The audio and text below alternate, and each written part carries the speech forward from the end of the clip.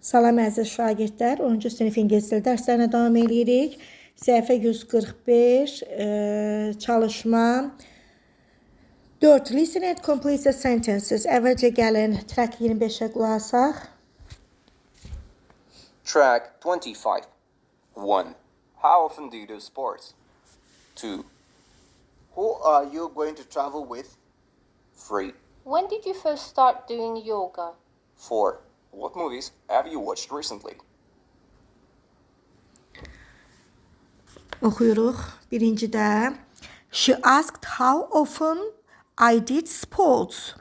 İkinci cümləmizdə, he wanted to know who I was going to travel with. He wanted to know who I was going to travel with. O bilmək istəyirdi ki, mən kimlə səyahətə getmişəm. Birincidə isə o soruşurdu ki, nə tezlikdə mən idmanla məşğul oluram. Üçüncü cümlədə he asked when I started doing yoga. O məndən yoga etməyimə nə vaxt başlayacağımı soruşdu. Dördüncüdə she wondered what movies I had watched recently. Hansı filmə yaxın zamanlarda baxdığımdan maraqlandı. Tapşırıq 5'ə keçirik. Report the question. Birinci cümlədə nümunə verilib. The interviewer, how often did you feel joy in the previous job? Əvvəlki işində sən necə özünü hiss edirdin? Yəni çox tez-tezmişən hiss edirdin. Orada joy sözü var. The interviewer asked how often I had felt joy in my previous job. Birinci cümləmizə baxırıq. Kamran said to me, what volunteering activities have you done? Kamran mənə dedi ki, hansı könüllü fəaliyyət növlərini indiyə qədər eləmişsən? Kamran asked me what volunteering activities I had done. İkinci cümləmizdə Andrew said to the class, who wants to see the new film? Cavab belə olacaq. Andrew asked the class, who wanted to see the new film? The third sentence, üçüncü cümlə. Timothy said, how often do I have to take my dog out? Timothy asked, how often I had to take my dog out?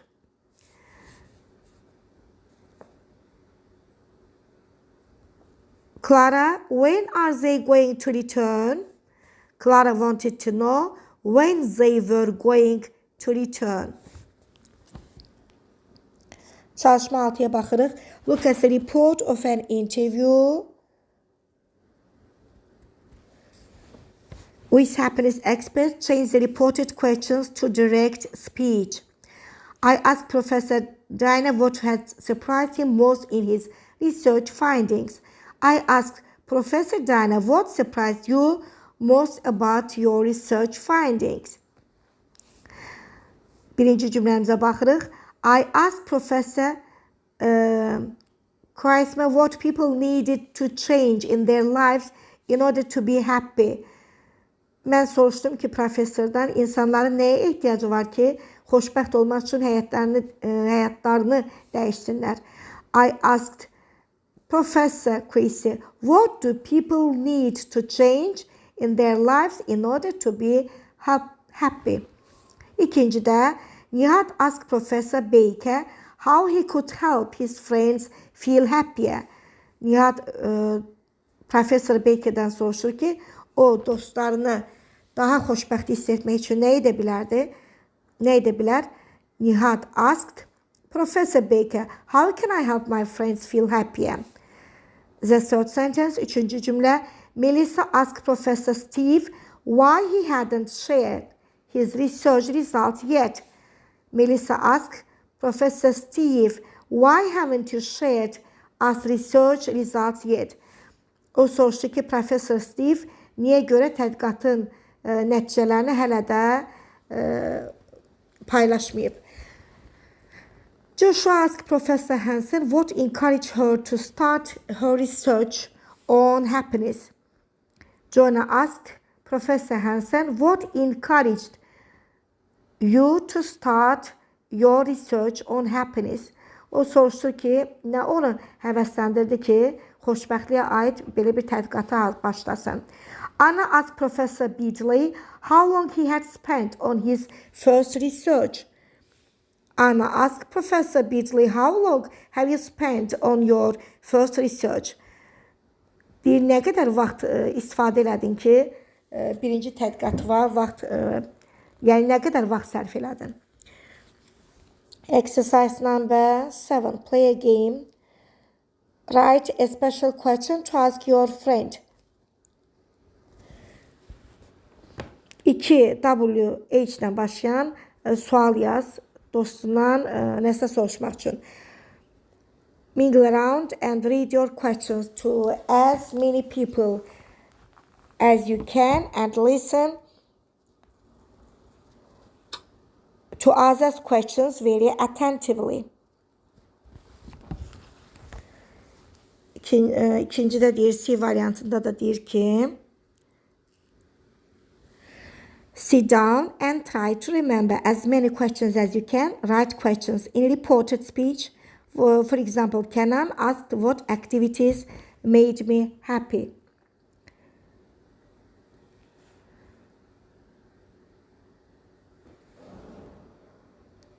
Deməli, deyir ki, suallarınızı oxuyun. Suallarınızı bacardığınız qədər çox insana oxuyun və başqalarının sualını da çox diqqətlə dinləyin. Oturun və bacardığınız qədər çox sualı xatırlamağa çalışın. Hesabatda isə yəni vasitəli nitqdə sözlərinizi yazın. Hesabat kimi, məsələn, Kənanın hansı aktivitelərinin məni xoşbəxt etdiyini soruşdu. Bu tip suallar hazırlayın. Keçirik növbəti səhifəyə. Burada təzə bir söz var. Barista. Barista böyle bir şəxsdir ki, kofe dükanında müştərilərə xidmət eləyir. Kofe hazırlayan. Sözün Azərbaycan dilində də elə barista deyirik biz bu belə şəxslərə. Read the statements and say whether you agree to them or not. Oxuyun və deyin, razılaşırsınız onlarla yoxsa yox. Justify your answers. Justify tərcüməsi haqq qazandırmaq, əsaslandırmaq. Biz burada əsaslandırmaq kimi tərcümə edirik və cavablarınızı əsaslandırın. A person can choose to be happy or sad. İnsan özü seçə bilər. Xoşbəxt olmağı ya qəmgin. We cannot have meaningful conversations with strangers. Meaningful mənalıdır. Stranger qəribdir, bu cümlə bilirik. Deyir ki, biz qərib adamlarla, yəni yad adamlarla, tanımadığımız adamlarla yəni çox yaxın söhbətlər eləyə bilmərik. Belə mənada tərcümə edirik. At difficult times, all people need support from others. Çətin vaxtlarda bütün insanların başqalarından dəstəyə ehtiyacları var. If people are happy, they can make other people happy as well. Əgər insanlar xoşbəxtdirlərsə, eləcə də başqa insanları xoşbəxt edə bilərlər. A good conversation can change a person's day. Yaxşı bir söhbət insanın günün, yəni yaxşı tərəfə dəyişə bilər. You can be happy by helping others. Deməli, sən başqalarına kömək etməklə də xoşbəxt ola bilərsən.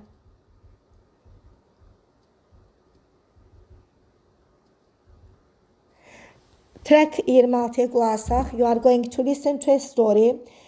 Siz hazırlaşırsınız ki, bir hekayə qulaq asasınız. Listen to the first part and complete the sentences. Birinci hissəyə qulaq asın və cümlələri tamamlayın. Use no more than 3 words. 3 sözdən çox söz olmayaraq istifadə edin. Track 26'ya qulaq asaq. Track 26. A couple of years ago, I was traveling on Christmas Eve. I thought that there would be a lot of people in the airport, but it wasn't crowded at all. For me, that meant a cup of coffee. I walked toward the coffee shop. There was one woman in front of me in the line. She was having a very interesting conversation with the barista. She was waving her hands, smiling and laughing and talking about her kids, holiday plans and presents. When it was my turn to order, I was greeted with the warmest and most sincere welcome. She said, "Hi, my name is Lily. What is your name?" I said, "I am Ryan." She asked what she could make me for that day. I said I wanted a latte. She said, "You definitely want cream on it, don't you?" I said, "Yes, definitely." Then she continued asking me questions. She asked me where I was going. I said, "Cleveland." She asked me if I was going there to spend the holiday together with my family. I said, "Yes." The conversation continued. She was asking me questions and also talking about her holiday traditions. She was laughing and I was laughing.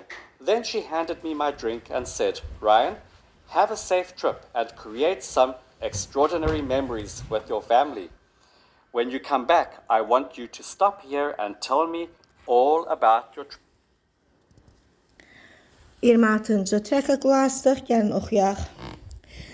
Deməli, as the airport was not crowded, aeroportun izdihamlı olmadığına görə, Ryan decided to have a cup of coffee. Ryan qərar aldı ki, bir fincan kofe içsin. Deməli, cavab oldu, Ryan decided to have a cup of coffee.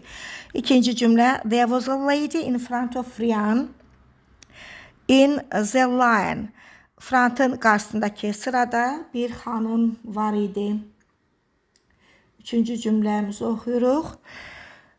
Her conversation with the barista was about her kids' holiday plans and present. Onun barista ilə söhbəti uşaqlar haqqında, bayram planları haqqında və hədiyyələr haqqında idi. The barista greeted Ryan with the warmest and most sincere welcome. Barista Ryan'ı çox istiqanlı qarşıladı və çox səmimi salamladı. Ryan ordered a latte with cream on it. Ryan orada sifariş verdi. Üstündə krem olan bir latte, kofe növlərindən aiddir. Latte sifariş elədi. Altıncıda, Ryan was going to celebrate holiday with his family in Cleveland. Ryan tətili Clevelanddə öz ailəsi ilə keçirtməyə hazırlaşırdı. Çalışma işə baxırıq. Now listen to the second part of the story. Are the sentences true or false? İndi isə hekayənin ikinci hissəsinə qulaq asın. Cümlələr düzdürmü, yoxsa səhvdirmi? Qulaq asaq 27-ci trəkə.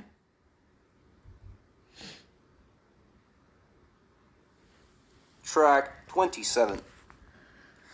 With a lot of surprise on my face, I took my drink and I walked away. I started thinking about her. It was Christmas Eve and most people would rather be anywhere else in the world than serving a coffee at an airport. But not her. It was like she was meant to be there. I couldn't help myself and I walked back and said, "Excuse me, Lily." She jumped around and asked if everything was okay with the latte. I said that the latte was perfect. I just had to come and ask you about the secret of such meaningful connections over serving coffee. She corrected me, "Ryan, I am not serving coffee. I'm pouring happiness into people's lives." When I asked her what it meant, her definition of pouring happiness amazed me. She wants to be happy and she wants to be around happy people. She cares about her customers and wants them to come back. So she chooses to smile and to help them. Instead of focusing on how to be successful, she focuses on how to be helpful.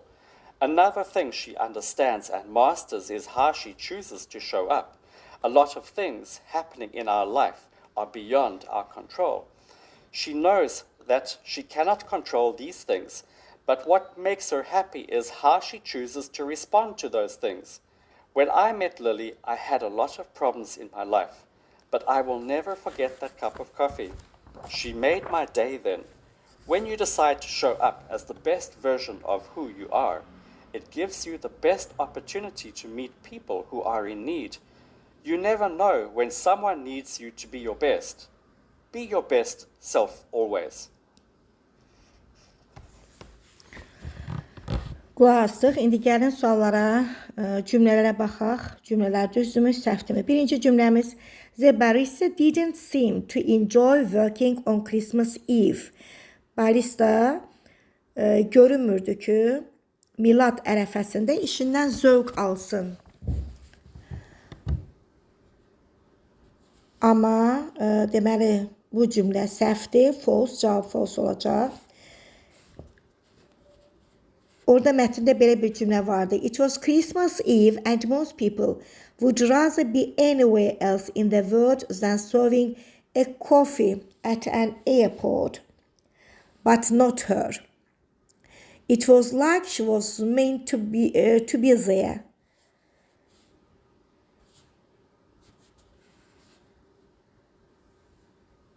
Bu deməli Milad bayramı ərəfəsi idi və əksər insanlar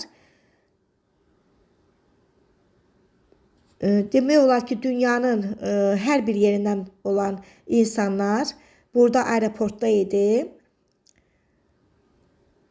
Lakin o burada olmalıydı. Yəni o insanlara kömək eləməkdən zövq alırdı. İkincidə, Ryan didn't like his drink, so he walked back to the coffee shop. Bu da səhvdir. Ryan öz içkisini xoşlamadı. Beləliklə, o geriyə qayıtdı. Amma əslində, ikincidə belə deyil. I said that the letter was perfect. Mən dedim ki, letter çox mükəmməldir, çox gözəldir yəni. Üçüncüdə, the barista's answer surprised Ryan. Baristanın cavabı Ryan'ı təəccübləndirdi. Bu düzdür, bunu düz hesab edirik. Orada belə bir cümlə var mətndə. When I asked her what it meant, her definition of pouring happiness amazed me. Mən ondan soruşanda ki, bu nə mənanı verir? Onun belə gözəl cavabı, xoşbəxtliyi məni heyran elədi. 4-də, for Lily, helping other people matters more than gaining success. Lily üçün başqa insanlara kömək etmək, uğur əldə etməkdən daha onun üçün əhəmiyyət kəsb eləyir. Deməli, 4-cüdə yenə orada belə bir mətn vardı ki, instead of focusing on how to be successful, she focuses on how to be helpful. O uğurlu olmağın üzərinə diqqətini cəlb eləməkdənsə, necə kömək edə bilər, onun üzərinə diqqətini cəlb edir. Bunu düz götürürük.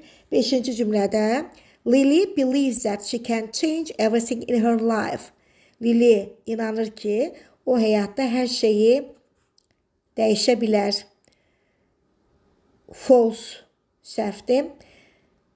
Deməli, a lot of things happening in our life are beyond our control. Deyir ki, həyatda, bizim həyatımıza baş verən şeylər bizim nəzarətimizdən kənardadır. Bunu səhv götürdük, false. 6-cı cümlədə, Ryan had a difficult time when he met Lily. Ryan, Lily ilə görüşəndə o darda idi, yəni çətin bir zamanda idi. 6-da, when I met Lily, belə bir cümlə var orada. When I met Lily, I had a lot of problems in my life. Mənim həyatımda çoxlu problemlər vardı. Bunu düz götürürük. Cavab true. Keçirik növbəti səhifəyə. Read Ryan's advice and discuss the questions with a partner. Ryan'ın məsləhətini oxuyun və yoldaşınızla bu sualları müzakirə edin. When you decide to show us up as the best version of who you are, it gives you the best opportunity to meet people who are in need. You never know when someone needs you to be your best self always. Sən qərara alanda ki, özün yaxşı tərəflərini göstərəsən, sənin kim olduğunu göstərəsən və bu sənə ən yaxşı imkan verir ki, həqiqətən də ehtiyacı olan insanlarla görüşəsən. Heç vaxt bilmirsən ki, nə vaxtsa kiməsə ən yaxşı olmaq lazımdır. Hər zaman ən yaxşısı ol. What do you think be your best self means? Nə fikirləşirsən bu ifadə haqqında ki, hər zaman ən yaxşısı ol? How can people show the best version of themselves? İnsanlar öz yaxşı tərəflərini necə göstərə bilərlər? How can others benefit from that? Bəs başqaları bundan necə faydalana bilərlər? 5-cidə make a poster, afişlə düzəlt. Ways pouring happiness into people's lives. İnsanların həyatına xoşbəxtlik sızdırmaq. 6-cı tapşırığa baxırıq. Read the task and answer the question. Tapşırığı oxuyun və suallara cavab verin. Think of a time when you made someone happy. Elə bir zamanı fikirləşin ki, kimisə xoşbəxt olmağa vadar eləmişsiniz. Who was that person? O şəxs kim idi? What did you do? Siz nə etmişdiniz? How did or she react to it? O buna necə reaksiya verdi? How did you feel about it? Bunun haqqında özünüzü necə hiss elədiniz? Bunun haqqında müzakirə edirsiniz. Keçirik növbəti səhifəyə, səhifə 144.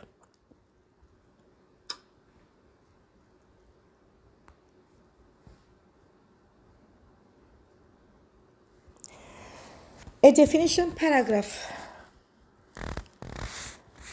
Paragrafı biz inşa kimi tərcümə eləmişdik. Bu haqqda biz sizlə söhbət eləmişdik. Amma gəlin bunu oxuyaq görək. İndi aşağıda həmən buna aid bir nümunə mətnimizi oxuyacağıq. Purpose, məqsəd. A definition paragraph is a type of paragraph that defines the essential qualities of something. Deməli, bu yazı bir şeyin əsas keyfiyyətlərini müəyyən edən bir məqalə növüdür. While writing a definition paragraph, we aim to inform the reader what something is with the help of facts and details. Deməli, bu belə tip yazını yazarkən, inşanı, məqaləni yazarkən faktların detail, təfərrüat deməkdir və təfərrüatların köməyi ilə oxucuya bir şey nə olduğunu bildirməyi hədəfləyirik. Uses istifadəsi. A definition paragraph can be used to do the following. Bu məqalə aşağıdakıları etmək üçün istifadə edilə bilər. To explain a term that the reader doesn't know. Bir məna daşıyan termini izah etmək, hansı ki oxucu bunu bilmir. To explain a term that has a subjective meaning.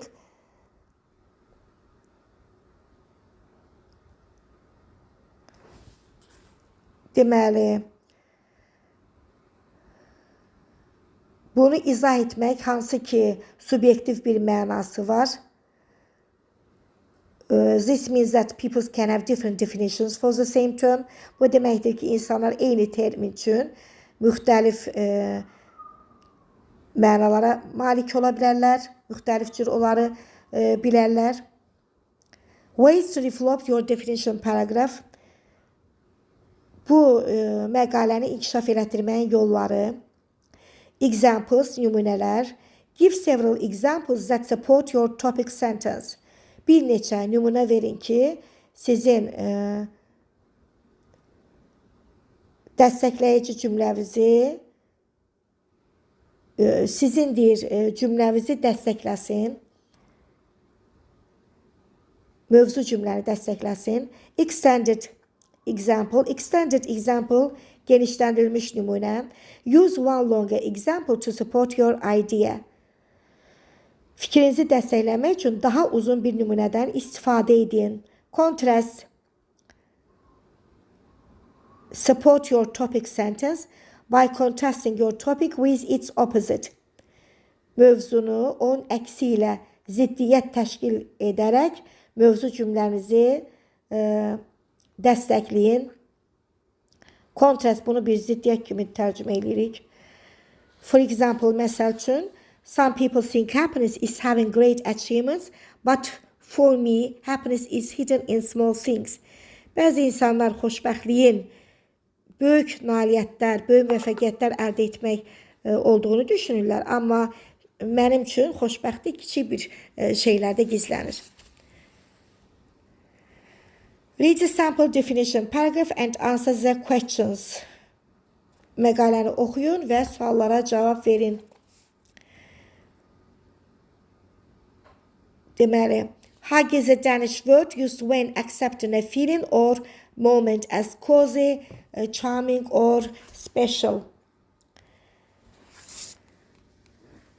Deməli, hagi elə bir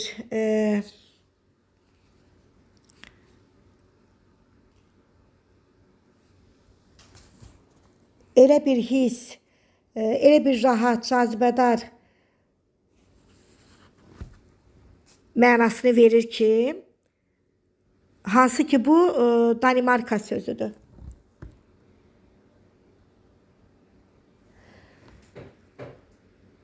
Danes created hagi because they were trying to survive boredom, cold, dark and sameness of the day. Danimarkalılar can sıxıcılıqdan, soyuqdan, qaranlıqdan və günlərin eyniliyindən bezdikləri üçün yəni hagini yaratdılar. Görək bunun mənası nədir? For them, hagi was a way to find moments to celebrate. Onlar üçün deməli hagi bir anı tapmağı, hansı ki bayram eləmək, nəysə bayram eləməyin bir anını tapmaq yoludur. There is nothing more huggy than small things in life.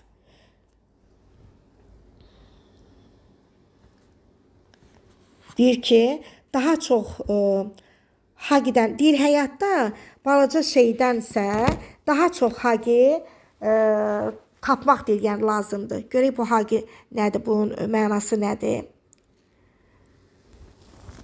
It doesn't matter if you are alone or with friends, at home or out, doing ordinary or extraordinary things. Demir, bunun heç bir əhəmiyyəti yoxdur ki, ya sən yalqızsanmı, ya dostlardansanmı, evdəsənmi, ya evdən kənardasanmı, adi və yaxud da ki, qeyri-adi şeylərlə məşğulsanmı. Just be aware that huggy means creating a warm atmosphere and enjoying the good things in life. Məhz deyir, xəbərdar ol ki, biləsən ki, huggy istiqanlı bir atmosfer yaratmaq deməkdir və həyatda olan yaxşı şeylərdən zövq almaq deməkdir. The simple act of lighting a candle and enjoying a cup of tea could make a huge difference to one's spirit. Bir yanan şam və yaxud da ki, bir fincan çay və yaxud da ki, yəni bir şam yandırsan və yaxud da ki, bir fincan çaydan zövq alırsansa, bu birinin əhval-ruhiyyəsinə çox böyük dəyişikliklər eləmək deməkdir. Perhaps huggy explains why the Danes are one of the happiest people in the world. Bəlkə də ola bilər ki, huggy izah edir ki, niyə görə Danimarkalılar dünyanın ən xoşbəxt insanlarıdırlar.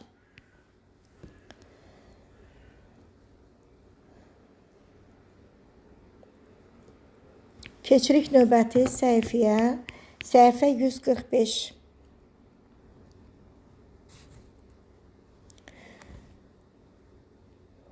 Birincidə, has also defined the word well. Why not?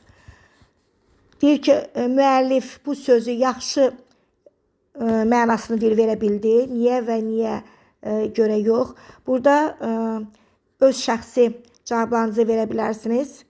Is there a contrast sentence in the paragraph? Burada ziddiyyət cümləsi var idi.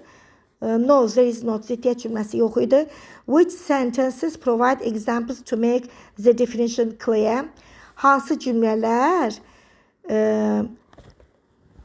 sözün mənasını daha açıq verməkdən ötürü hansı nümunələrlə təmin olundu? Forzen, hagi, bax bu sözlərlə təmin olundu. Tapşırıq 2-yə keçirik. Match the words to their definition to complete the topic sentences of different paragraphs. Then write one example sentence for each topic sentence. Burada deməli cümlələri oxuyuruq və onları uyğunlaşdırırıq. Birinci cümləyə baxırıq. Deməli, stres burada bir variantına uyğundur. Stress is a feeling of losing control over things as you feel a lot of tension and pressure in your everyday life or after a difficult period. Stres elə bir hissiyatdır ki, sənin üzərində nəzarət də itirilir. Hansı ki, sən özü çox gərgin hiss edirsən və gündəlik həyatında çətin bir dövrdən sonra bir təzyiq hiss edirsən özündə. İkincidə optimizm, C variantına uyğundur. Optimism is seeing a good side of things or not getting demotivated in the face of disappointment and insisting of turning out the situation in a good way. Optimizm, yəni nikbinlik, bu yaxşı tərəfə yozulur, yaxşı tərəflərə görülür və motivasiya bilirsiniz də, həvəslənmək, demotivated, yəni demotivə olmursan, həvəsdən düşmürsən və üzündə ümidsizlik yoxdur, disappointment, ümidsizlik və əşyaları çalışırsan ki, yaxşı tərəfə dəyişəsən, çevirəsən. Moral value, əxlaqi dəyərlər, A variantına uyğundur. Is something that helps us choose wrong from right, good from bad and is often approved by society. Əxlaqi dəyərlər elə bir şeydir ki, hansı ki bizə kömək edir düzü səhvdən seçməyə, yaxşını pisdən və həmişə də bu cəmiyyət tərəfindən təsdiq olunur. Sonra happiness, D variantına uyğundur. Happiness is having a peaceful mind, being able to find ways to make your and others' lives a better place to live and being away from bad feelings. Xoşbəxtlik sakit həyata malik olmaq deməkdir və özünün və başqalarının həyatını yaxşı tərəfə yönətməkdən ibarət olmaq üçündür, yollar axtarmaq deməkdir və pis hisslərdən uzaq olmaq deməkdir. Pessimizm, bədbinlik, E variantıdır, axırıncı variant, is an attitude toward life that doesn't let you see the good sides of things. Thus you never have hope or confidence for your future. Pessimizm həyata elə bir münasibətdir ki, sən yaxşı tərəfləri görəmirsən və gələcək üçün də heç bir ümidin də yoxdur və arxayınçılığın da yoxdur. Tapşırıq 3-ə baxırıq. What does happiness mean for you? Sənin üçün xoşbəxtlik nə mənanı verir? Write the definition paragraph. When you've finished, use the checklist to review your paragraph.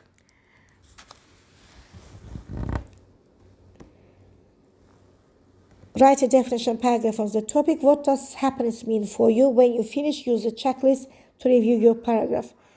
Belə bir məqalə yaz ki, xoşbəxtlik sənin üçün nə mənanı verir? Sən qurtaranda bir siyahı düzət və məqaləvə göz gəzdir. Review təkrar eləmək deməkdir. Burada belə bir hərfi tərcümə eləmirik yəni. Does the topic sentence define the term clearly? Mövzu cümləsi termini asan, yəni başa düşüləcək yolla müəyyən eləyə bilirmi? Are the examples to support the topic sentence? Mövzu cümləni dəstəkləyən nümunələr vardırmı? Do all the details and example sentences explain the term well? Bütün təfərrüatlar və nümunə cümlələri termini yaxşı izah edə bilirmi? Are the sentences varied? Deməli, cümlələr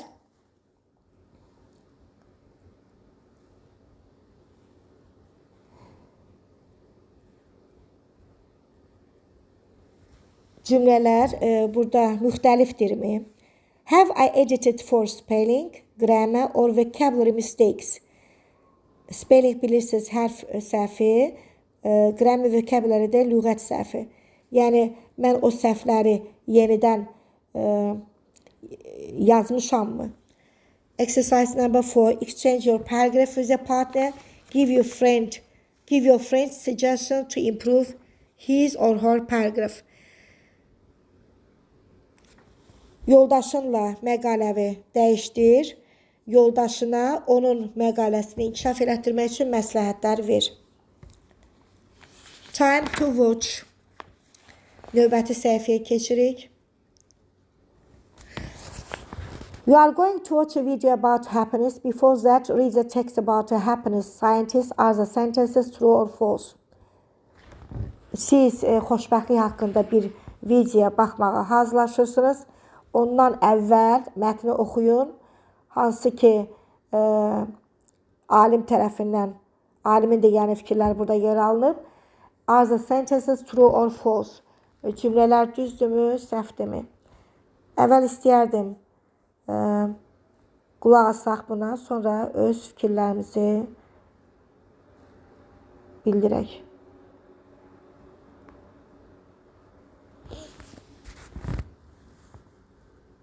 Designed in order not just to give you a better understanding of happiness, but to give you the research-based tools so that you can increase your own happiness and the happiness of people in your life that you care about.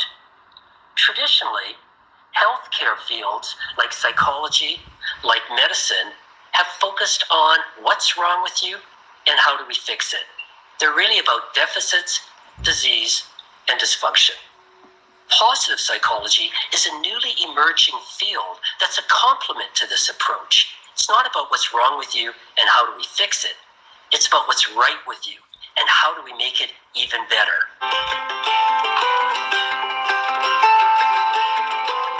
One of the things I'm most frequently asked about is what people can do to increase their happiness. There's now 25 years of research in positive psychology. And the question is, what does it tell us? What's the single most important thing you can do to increase your happiness? Some scientists have estimated that up to 40% of your happiness is explained by your genetics. My point is to revisit that statistic of 40% of your happiness is genetic. This suggests that 60%, maybe even more of your happiness, is not genetic, and therefore maybe there's things you can do about it.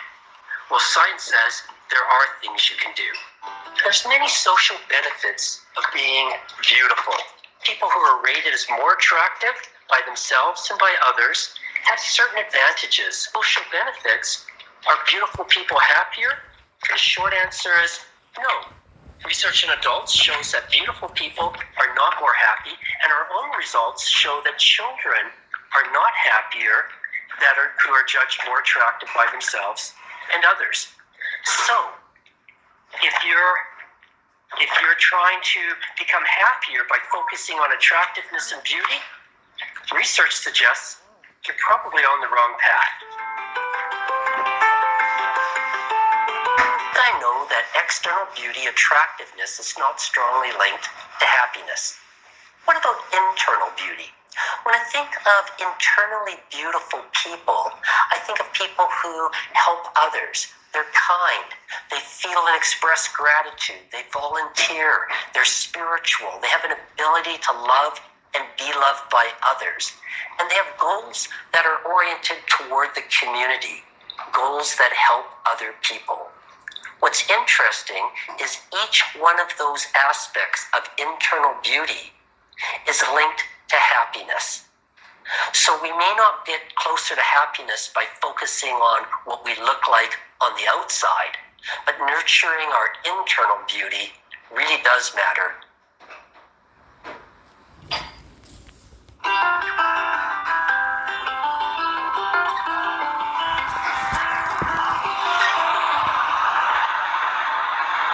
Thank you. That's at the essence, the root of gratitude.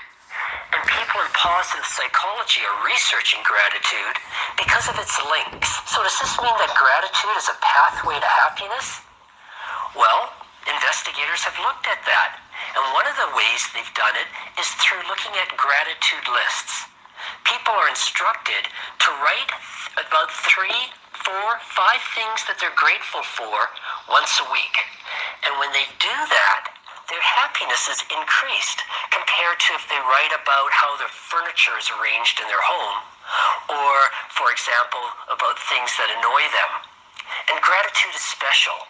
So, for example, when people write about gratitude, it increases happiness, but when they write about things they're proud of, it doesn't increase their happiness. So, is it that simple? All we need is a gratitude list and we'll be happier? Well, it's not quite that simple, and let me give you some suggestions how your gratitude list can increase your happiness. First off, mix it up. Don't just write about things from one dimension of your life. Mix it up. Write about the people in your life, your friends and your family you're grateful for. Write about your work or your schooling. Write about things in your past or the present that you're grateful for. And write about things that you're hopeful for in the future that you're grateful will be happening. Mix it up. Secondly, write about things that are surprising, unusual, or improbable. The third thing is focus on dimensions that you don't normally express much gratitude about. So if you normally give a lot of thanks to your friends and family, but you kind of ignore school or work, focus on those, and that will increase your gratitude more by focusing on things that normally maybe go a bit unnoticed. So the research clearly shows a link between happiness and gratitude. For example, people who write a gratitude list once a week tend to be happier. If it works so well doing it once a week, imagine if you did it, say, 3 times a week. Or what if you did it every day?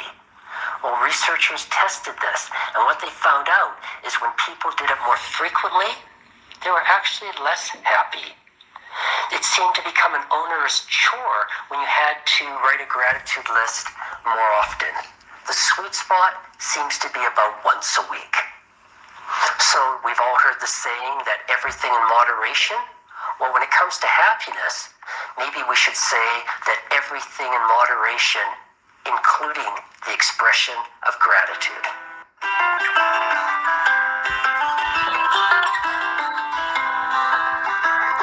As a researcher in positive psychology, one thing I've noticed is there's a lot of new studies coming out on mindfulness and happiness. Mindfulness is when people are present, when the activity you're engaged in and what you're thinking about line up. In order to study this, what researchers have done is taken advantage of smartphones. Participants are given a smartphone with an app, and this app notifies them at 2 random times each day. It asks them 3 questions. It asks them how happy they are, what they're doing, and what they're thinking about. What the researchers find when they do this is that when people are engaged in one activity and they're thinking about something else, but that something else is negative, people aren't very happy. When people are engaged in an activity, thinking about something else, but that something else is positive, they're a little more happy. But when are we happiest? We're happiest when we're engaged in one activity and we're thinking about that activity. However, what they noticed is that almost half the time we're engaged in one activity, we're thinking about something else, that we're not present, we're not mindful. So this means right now, people are watching this video blog, but almost half of you are thinking about something else. Basically, you're hurting my feelings.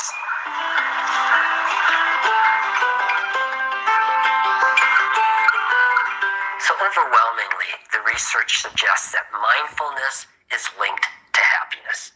So how can we use all this information to our advantage? How can we increase our mindfulness to be happier? One of the best ways of doing this is through meditation. Meditation works to increase mindfulness, and there's overwhelming research to show that it contributes to well-being. But having said that, it turns out meditation is one of the least practiced activities to increase well-being. But the effects of meditation, they're lasting, they're immediate, and they're really big.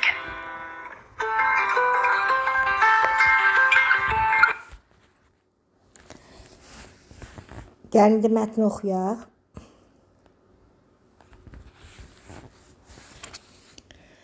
Mark Holder is one of the researchers who is keen on finding links to people's happiness.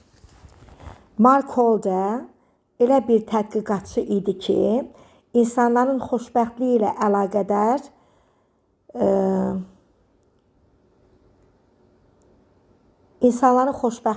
əlaqədar maraqlı bir faktoru üzə çıxartmağa çox həvəsli idi. To be keen on, çox istəmək, bir şey həddindən çox istəmək kimi tərcümə olunur. Deməli, Mark Holder insanların xoşbəxtliyini tapmaq üçün çox həvəsli olan tədqiqatçılardan biridir. Belə tərcümə edək. He is a professor at the University of British Columbia. O, Britaniya universitetlərindən birində professordur. He studies the science of happiness and leads a research team. Deməli, o xoşbəxtlik elmini öyrənir və tədqiqat qrupuna rəhbərlik edir. There are identifying factors that contribute to happiness in children in Canada, India and Zambia.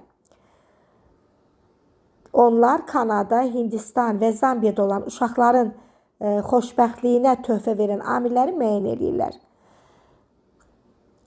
His team is also investigating strategies to increase happiness in adults and the links between personality problems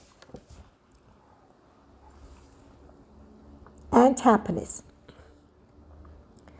Onun komandası həmçinin böyüklərdə də xoşbəxtliyi artırmaq strategiyalarını və şəxsiyyət üzr istəyən problemləri ilə xoşbəxtliklər arasında əlaqələri araşdırır. He regularly appears on television and radio. O müntəzəm olaraq televizor və radioda görünür.